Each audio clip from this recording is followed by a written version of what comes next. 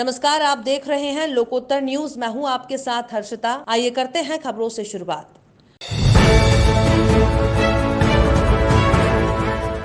Corona महामारी के बीच अब बर्ड फ्लू की दस्तक चिंता बढ़ा रही है। अब तक हरियाणा, हिमाचल प्रदेश, मध्य प्रदेश, राजस्थान, गुजरात और केरल में 84,775 पक्षियों की मौत हुई है। इनमें से हिमाचल प्रदेश, मध्य प्रदेश, राजस्थान और केरल में बर्ड फ्लू की पुष्टि हो चुकी है। हरियाणा और गुजरात के सैंपल की रिपोर्ट आना बाकी है।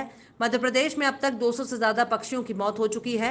इंदौर, मंदसौर, आगर, खरगोन, उज्जैन, देवास, नीमच और सीहोर में कौवे मृत मिले हैं। इनमें इंदौर और मंदसौर की रिपोर्ट पॉजिटिव आई है। सभी जिलों को अलर्ट किया गया है। मृत कौवों की जांच रिपोर्ट में बर्ड फ्लू के लक्षण दिखने के बाद मंदसौर कलेक्टर मनोज पुष्प ने नगरपालिका को सख्त निर्देश देते हुए कहा कि किला क्षेत्र में दिन में 2 बार सुबह और शाम में विशेष सफाई अभियान चलाया जाए। मंदसौर के किला क्षेत्र के आसपास 1 किलोमीटर क्षेत्र में जितनी भी चिकन की दुकान है उन्हें 15 दिन के लिए नगरपालिका बंद करने के लिए निर्देशित किया। भोपाल के आनंद नगर स्थित high security animal disease laboratory की एक रिपोर्ट पर पूरे देश की नजर है। देश भर से सैंपल यहीं भेजे जा रहे हैं। घटना पर मध्य प्रदेश के पशुपालन मंत्री प्रेम सिंह पटेल ने कहा कि सरकार लगातार स्थिति पर निगरानी रखे हुए है। हमने पशुपालन विभाग और अन्य विभाग को भी निर्देशित किया है। मैं उप संचालक पशुपालन जिला मंदसौर। अभी वर्तमान में 2-3 दिन से जो कौवे मरने की सूचना प्राप्त हुई थी कोर्ट परिसर में, उसमें जो है कौवों को हमने सैंपल लिए गए हैं और उन सैंपलों को हमने जो है भोपाल में स्टेट डीआई लैब के माध्यम से high security lab animal disease के लिए भेजा है कि वहाँ से हमें जांच करके इस बारे में जानकारी प्राप्त होगी कौवों की मृत्यु का कारण क्या है। और इस संबंध में माननीय कलेक्टर महोदय के निर्देशानुसार हम लोगों ने प्रिकॉशन भी लेने चालू कर दिए हैं। CMHO साहब और CMO नगर पालिका को भी निर्देश इसमें जारी किए जा रहे हैं कि वो क्षेत्र में लगातार डिसइंफेक्शन का भी कार्यक्रम चालू करें और साथ ही CMHO को भी हमने इस संबंध में निर्देश जारी करे हैं कि वो क्षेत्र में सघन एक परीक्षण कार्यक्रम परिवारों का भी करें कि कहीं कोई डिसीज इस टाइप में इनको तो नहीं हो पा रही है ना। इसके तत्काल अभी रोकथाम की हम लोगों ने कार्रवाई चालू कर ली है। इसके शीघ्र परिणाम हम लोगों को प्राप्त हो जाएंगे। तो मेरा सभी से निवेदन है कि इसमें ऐसा कोई घबराने की बात नहीं है, केवल सावधानी हमें रखना है और सावधानी से ही हम सब चीज़ों से बच सकते हैं। इसमें मंत्री जी, प्रदेश में कौवों की मौत हो रही है और बर्ड फ्लू की भी सूचना मिल रही है, क्या कार्रवाई कर रहे हैं? देखो, हम लोगों की और हमारी सरकार की बहुत चिंता है। पूरे प्रदेश में पशुपालन विभाग सहित अन्य विभाग को आदेशित किया है कि स्थिति पर निगरानी रखे। विशेष तौर पर मुर्गी पालन करने वालों को चेताया है और कोई समस्या हो तो विभाग को सूचना करें। दतिया जिले की जनपद पंचायत दतिया की ग्राम पंचायत भदुमरा में CEO गिरिराज दुबे ने चौपाल लगाकर ग्रामीणों से चर्चा कर शासन की योजनाओं की जानकारी मांगी। उन्होंने पंचायत के निर्माण कार्य का निरीक्षण किया, पात्रता पर्ची की जानकारी ली और शासकीय योजनाओं की जानकारी जैसे पेंशन योजनाएं, संबल योजना, कर्मकार मंडल, खाद्यान्न वितरण प्रणाली, नंदन फ्लोदान, मेड़ बंधन, कपिल धारा कूप योजना, स्व सहायता समूह गठन, ग्रामीण आजीविका मिशन द्वारा मध्याह्न भोजन योजना में शाला के बच्चों को सूखा खाद्यान्न वितरण, आयुष्मान कार्ड योजना आदि की जानकारी दी।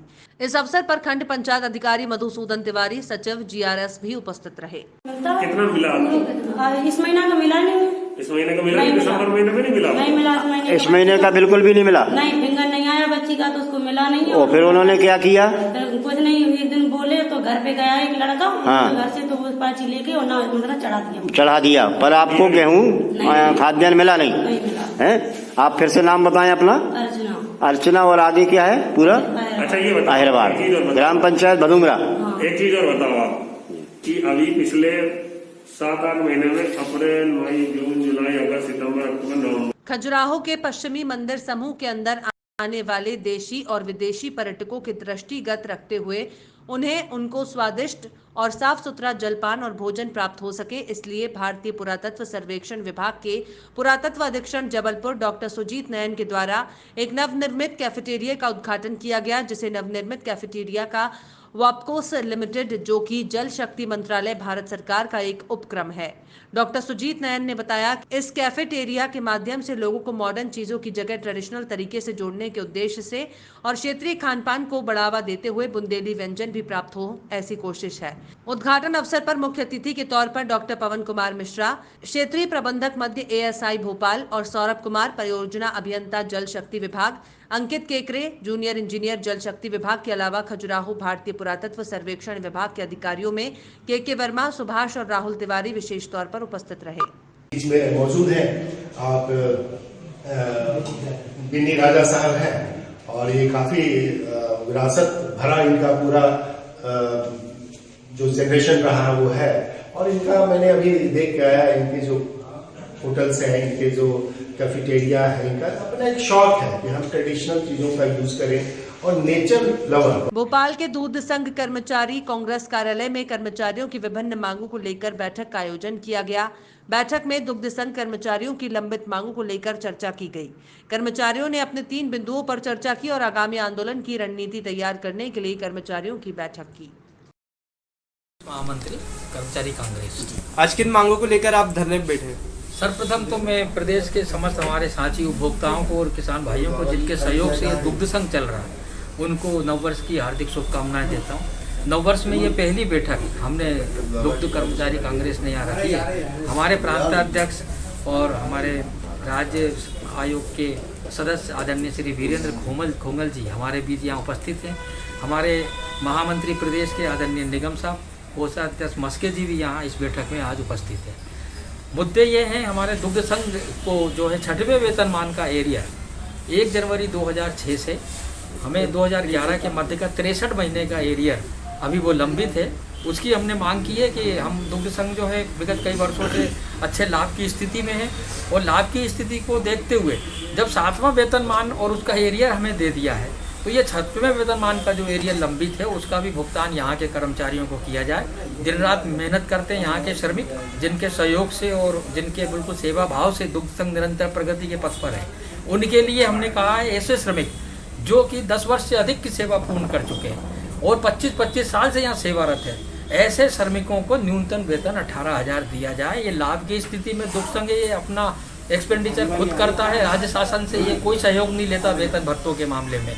तो ऐसी विशेष स्थिति में यहाँ के कर्मचारियों को 18,000 का न्यूनतम वेतन वो दिया जाए। तीसरा, एक यहाँ श्रेणी बनाई गई थी अकुशल से अर्धकुशल और अर्धकुशल से कुशल और कुशल से उच्च कुशल, उस पर भी जो कार्य बचा हुआ अभी लंबित 1 वर्ष से अधिक हो गया है, उस प्रक्रिया को पूरा करने का भी हमने तृतीय मांग के रूप में रखा है। इसी के लेकर यहाँ बैठक की गई है। अगर ये ज्ञापन हम सौंपेंगे अभी हमारे आदरणीय CO साहब को और आदरणीय MD साहब और PS साहब को, मंत्री महोदय को, उसके पश्चात रणनीति बनाएंगे कि अगर ये मांग पूरी नहीं होती है निर्धारित अवधि में तो अभी विचार चल ही रहा है। इसलिए आप मध्य में आए, आपका स्वागत। और अन्य बिंदुओं पर जो भी होगा फिर मैं बाद में आपको बताऊँ। मुख्यमंत्री शिवराज सिंह चौहान ने मंगलवार को भोपाल के पास कोलार वन विश्राम गृह में मंत्री परिषद के सदस्यों के साथ प्रदेश के विकास के संबंध में विस्तार से चर्चा की। मुख्यमंत्री ने कहा कि प्रदेश के नागरिकों के कल्याण के लिए ऐसा कार्य हो कि 1 वर्ष बाद मध्य प्रदेश को बधाइयां मिले। उन्होंने आत्मनिर्भर मध्य प्रदेश के निर्माण के लिए विभागवार एक्सरसाइज कर अच्छे कार्यों को संपादित करने के निर्देश दिए। मुख्यमंत्री ने कहा कि बीते 9-10 माह में प्रदेश के विकास, प्रदेश की तस्वीर बदलने के लिए अनेक महत्वपूर्ण कदम उठाए गए।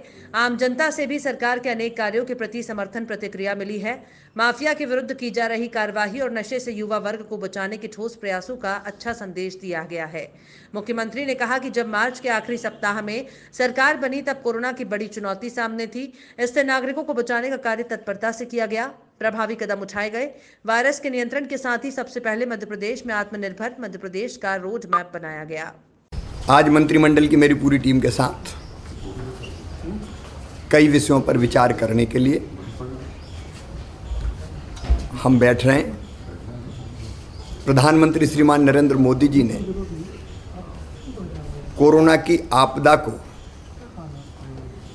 अवसर में बदलने का काम किया है। उन्होंने मंत्र दिया है आत्मनिर्भर भारत। आत्मनिर्भर भारत के लिए हमने विचार विमर्श करके आत्मनिर्भर मध्य प्रदेश का रोड मैप तैयार किया है और उस रोड मैप के कई पहलू हैं। उसको ज़मीन पर उतारने के लिए हम काम कर रहे हैं। आज सारे मंत्री साथी बैठकर उसको ज़मीन पर उतारने की योजना तो है, रोड मैप है, उसके क्रियान्वयन पे हम लोग चर्चा करेंगे।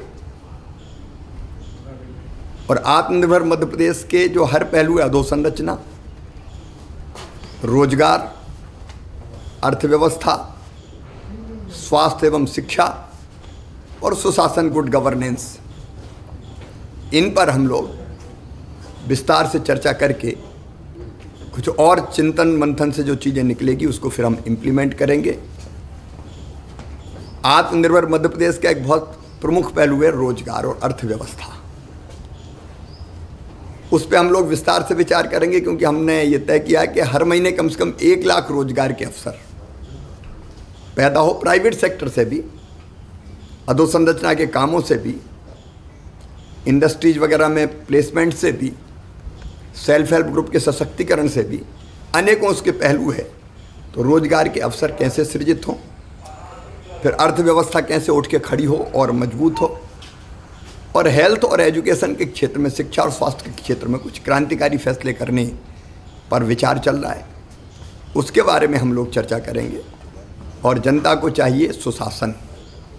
लगातार हम लोग माफियाओं के खिलाफ कार्रवाई कर रहे हैं, नए तरीके की सोच रहे हैं, जिसके कारण जनता को बिना किसी परेशानी के, बिना लिए दिए सेवाओं का लाभ मिले। एक सख्त प्रशासन, लेकिन और क्या उपाय हो सकते हैं उसके बारे में भी हम चर्चा करेंगे।